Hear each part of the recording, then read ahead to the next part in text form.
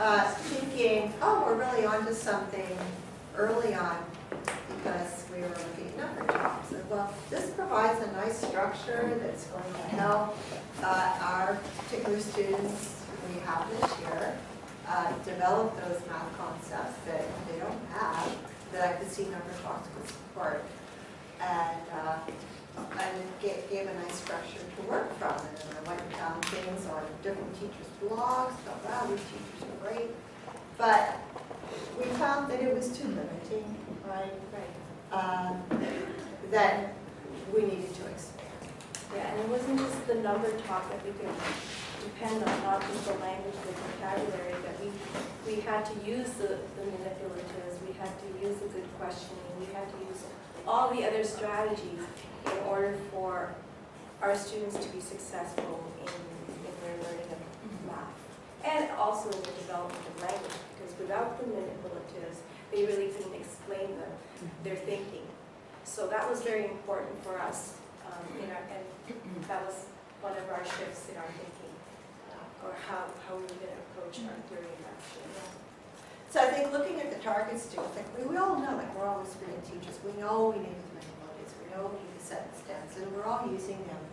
But we're thinking that the shifts that we saw, just the increased opportunities to have the students explain their thinking. I think we were really good at doing what we really need to do.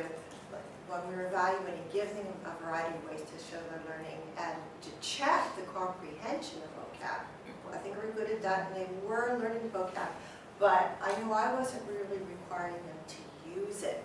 I was just checking if they comprehended it. So I think that's been a bigger shift. I think it has improved my teaching, really giving them those opportunities to talk.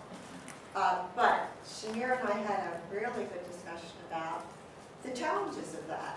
Yeah, and one of the challenges was the time. The time to actually listen to the students' thinking. And so when we did record using our iPads, that gave us a better understanding. Oh, okay, you know, that student did this. Now, the problem with giving the student time to express themselves, we felt that we needed to be there to prompt them. If they couldn't just record on their own, because they needed us to kind of guide them a little, or direct them in a way that would give them success, or clarify their understanding of what they were doing. We felt that time was a big issue for us in terms of listening, and for them to be expressing themselves and explaining their thinking. But of course, they couldn't do it on their own unless the teacher was present. But we got excited about the benefits of it, right? I'm sure as you have. Yeah. And then just some specific things that I know I noticed.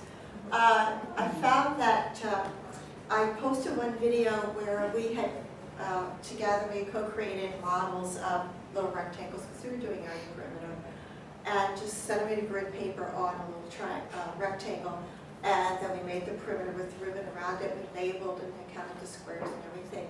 But when I was getting her to talk about, how can you measure this rectangle, just having that model that she made really helped you. You can see yourself correct.